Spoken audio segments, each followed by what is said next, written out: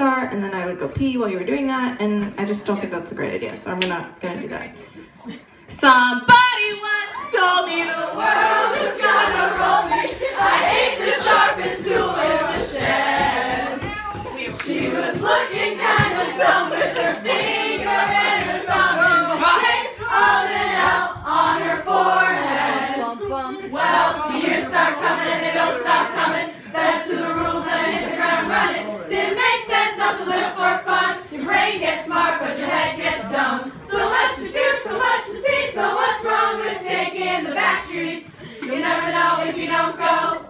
You'll never shine if you don't glow. Hey now, you're an all-star. Get your game on, go play. Hey now, you're a rock star. Get the show on, get paid.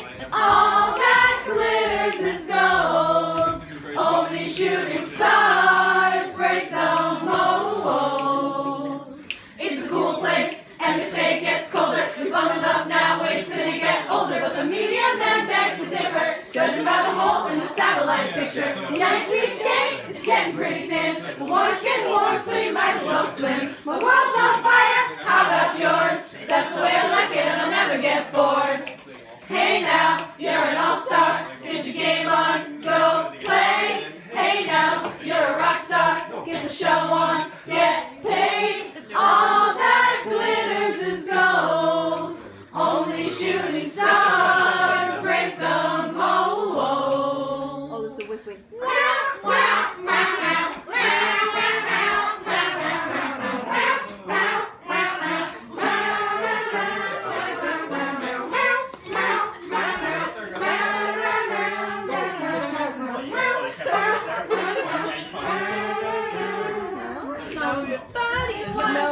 Could I spare some change for gas? I need to get myself away from this place. I said, yeah, what concept? I could use a little fuel myself, and we could all use a little change. Oh, the years start coming and they don't stop coming. Back to the rules that I hit the ground running. Did it make sense not to live for fun? Your brain gets smart, but your head gets dumb. So much to do, so much to see, so what's wrong with taking the back streets? You'll never know if you don't go. Go! Never shine if you don't glow.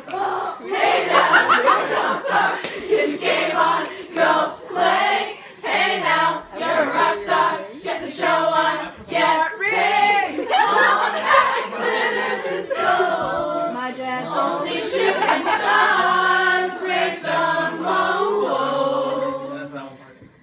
So, you know when you like really have to pee and then you leave the room and you start to sing the song in your head and you're like, maybe I'll have the right spot when I get back? Nailed it. Nailed it. So Claudia, thank you so much for that.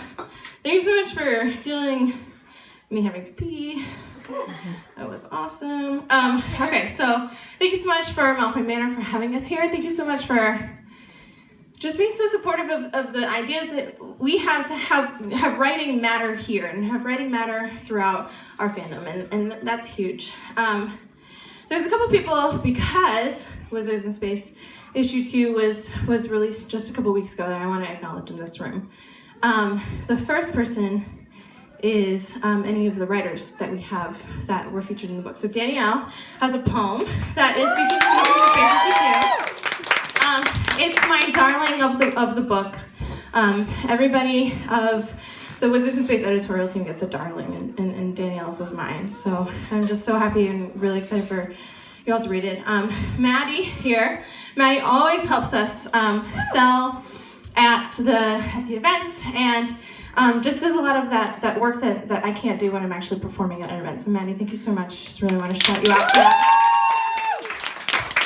And then there's somebody that's here that is like really special to me.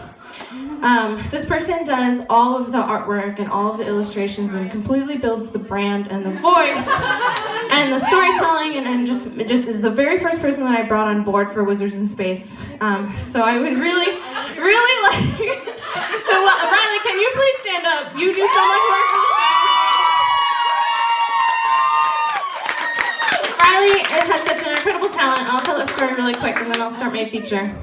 I emailed Riley because I had seen some of their work on the internet, and I just emailed them and I said, it was like the zine and like the Harry Potter Alliance, and I was just like, I want this person's voice and work and vision on with me, and I want to collaborate with this person. So I emailed Riley, and I just reread that email, and I was like super nervous that Riley, 1, hated me, 2, was gonna say no, 3, didn't know who I was, and then was gonna decide to hate me and be like, who's this girl? Whatever.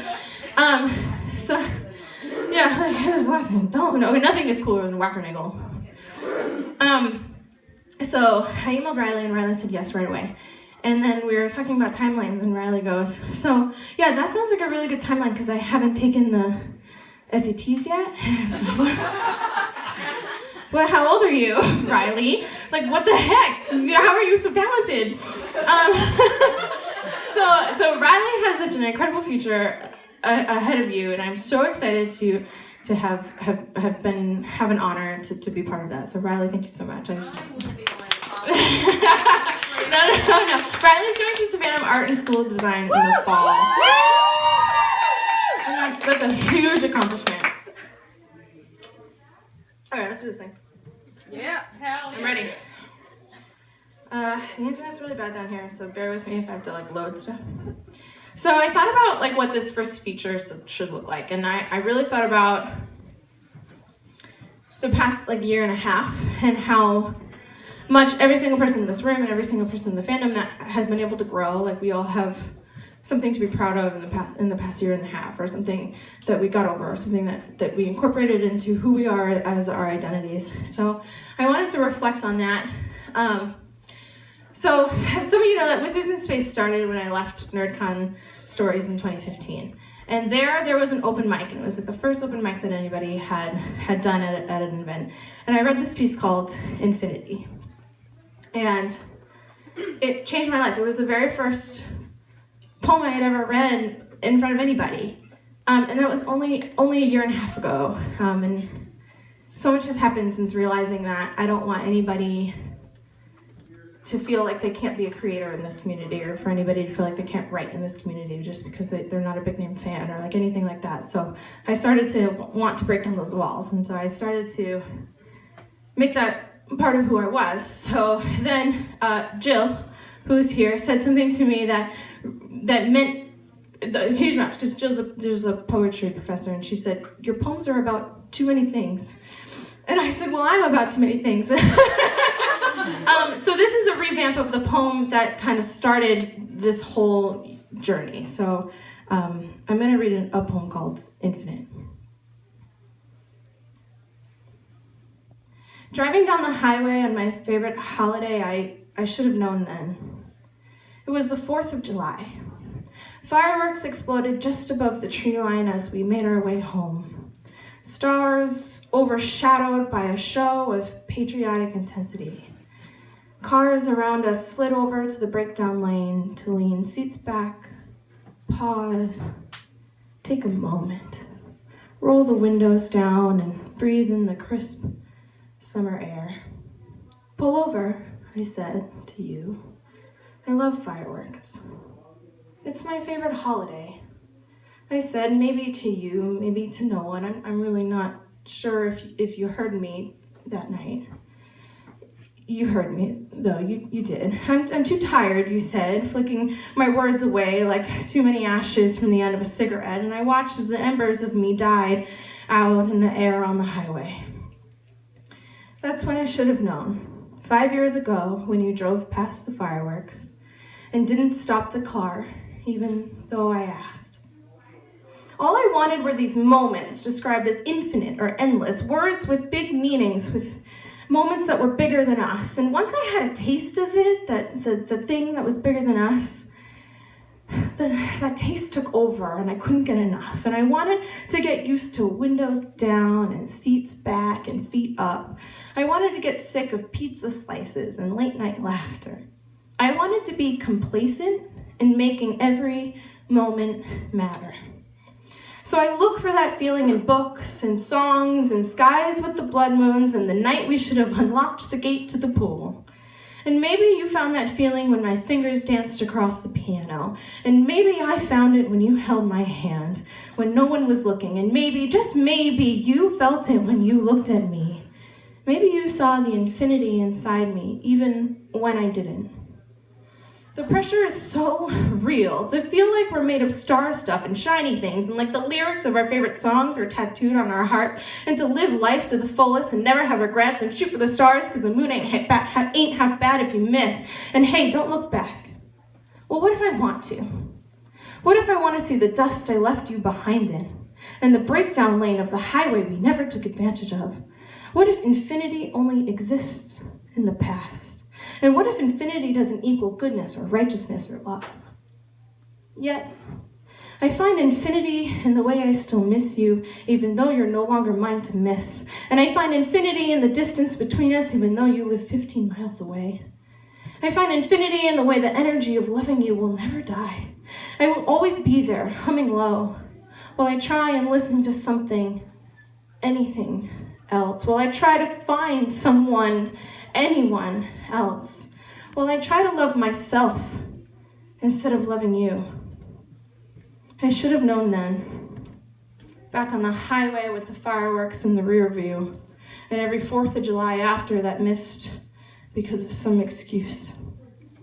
I should have known then, to chase infinity is a battle already lost.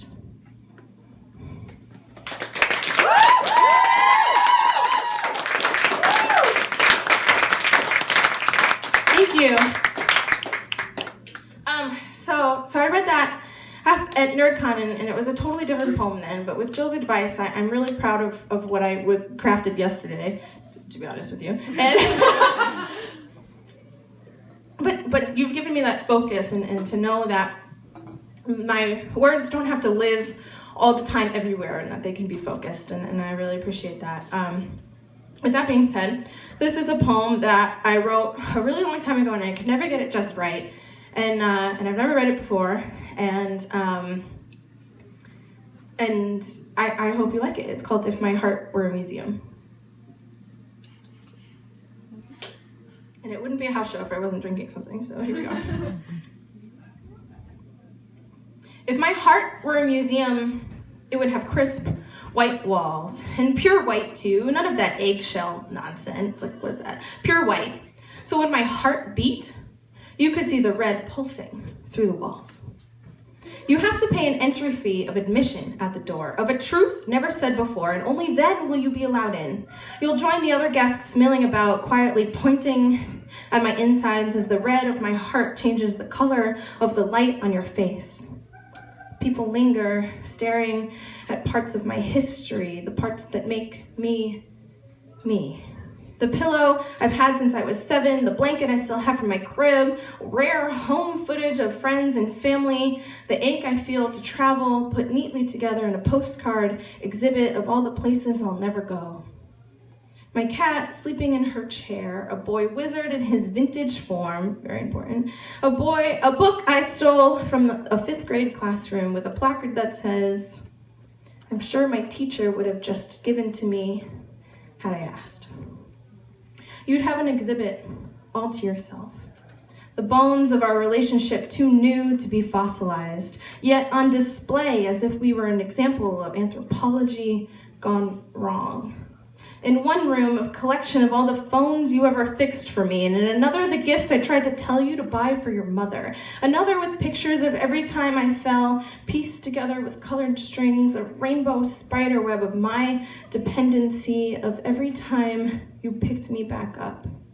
Rows of televisions catalog every Netflix show we watched together, and a shelf of books I wanted you to read, but you never did.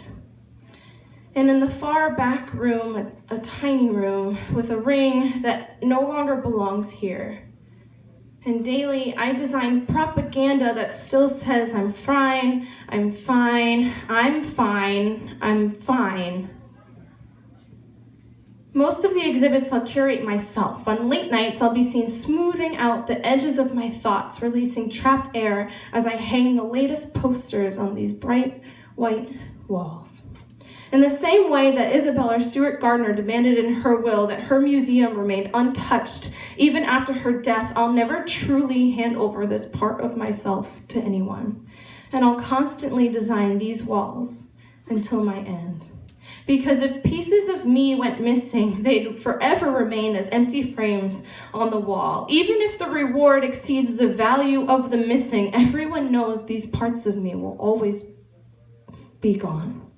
Some of my exhibits borrowed from other hearts, artifacts displayed on loan, they'd say, because sometimes my thoughts are so overtaken by others, I confuse them as my own.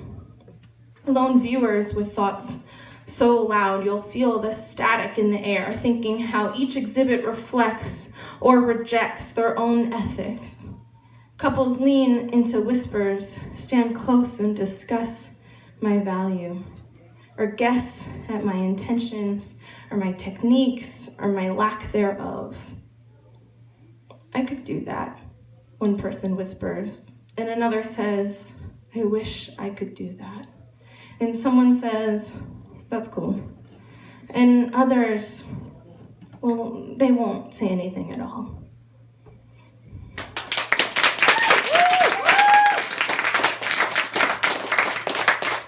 Oh man, thank you so much. I've had that poem, in a Google Doc forever, and it just looked totally different a day ago, so.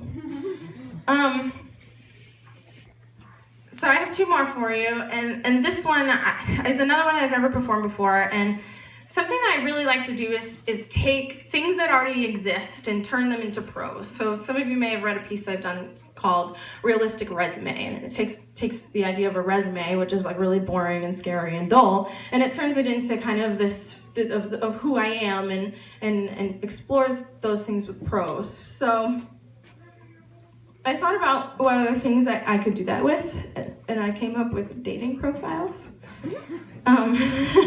So this is called Honest Online Dating Profile. And there's two people in this room that I owe a sincere apology to after I read this, but that's fine, they can deal with that. So sorry in advance, you'll know who you are.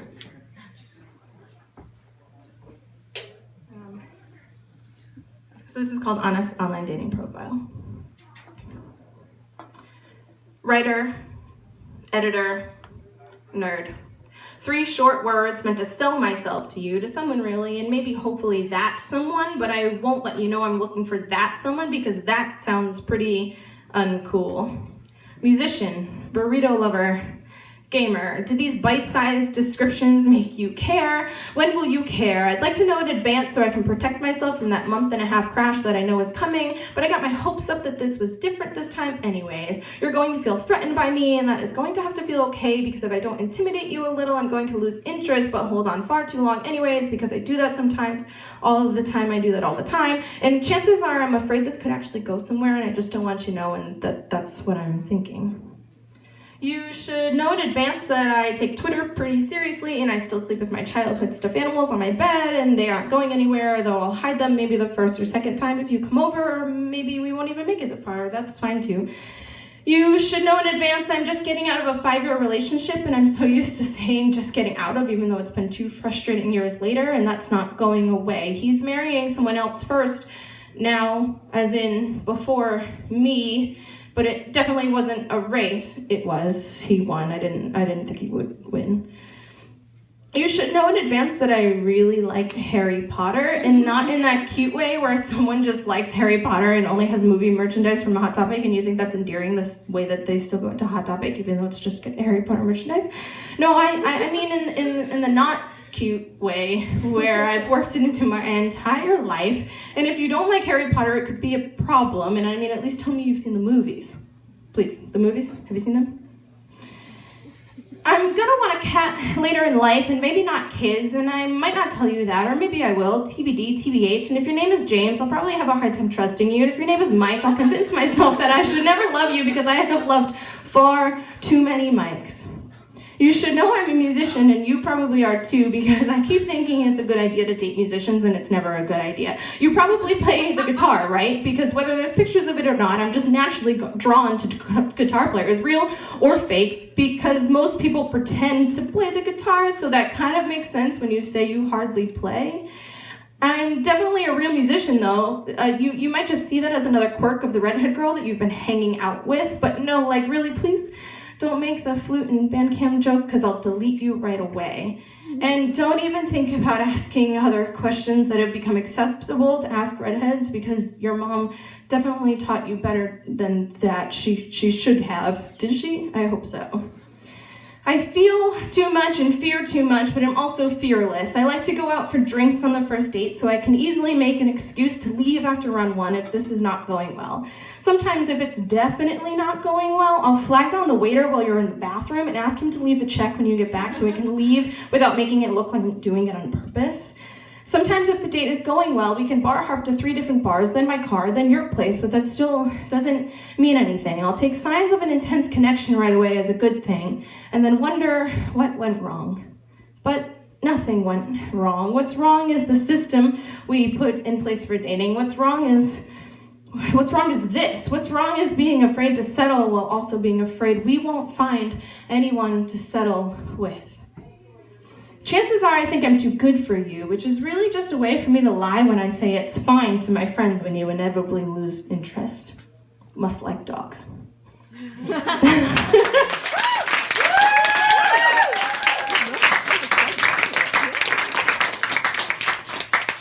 I'd like to apologize to my friend Mike and James. This wasn't about you. You just have really popular names. And you happened to actually come when I invited you today, so thank you so much. So this set for me is about this whole year. So these 2 pieces I've had that kind of, and the first one started Wizards in Space, and these 2 are things that I've been working on for my own collection, for my own writing, and to have the opportunity to read them to you here tonight is just a huge moment for me to kind of be able to share the writing where you'll laugh and with me or at me or be mad at me later. I don't know yet. That being said, I would really like to close out my year and start the next year with the poem that I wrote for Wizards in Space issue 2. And I just hope you like it. It's at the end of the book, so the symbolism is like really strong. This isn't my book, so some of you might buy it later. Everyone in this room has been absolutely so supportive of Wizards in Space and what I'm trying to do, whether you know me from the fandom or you know me from life or you know me just as somebody that wants to include everybody and that talks to you and you're like, who's this girl that's talking to me? Yeah.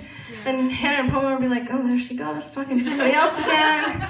And they start walking down the hall because they know I won't follow unless they leave me behind. We have to go get ready for the ball.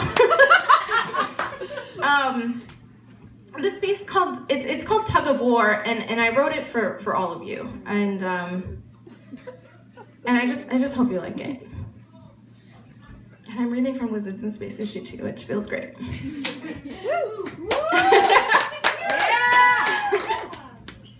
So this is called Tug of War. Do you find yourself constantly on the losing end of a tug of war? Constantly wrapping rope around your hands, constantly thinking how easy it would be to fall forward, to fall backward, to fall. Yet instead, you pull harder. Instead, you dig your heels so hard, the mud kicks back up on your calves. And your fingers turn so red, they look like fire. And your knuckles turn so white, they look like ash. Because on the other side of the rope that you refuse to let go is the hardest thing. The hardest thing to pull from, to fight with, to fight for. Sometimes on the other side of the tug of war is yourself. The hardest person there is to beat. Do you know how incredible you are? Look down at your blood-stained, rope-burned hands. You're a warrior. Keep fighting. You're winning. Thank you so much.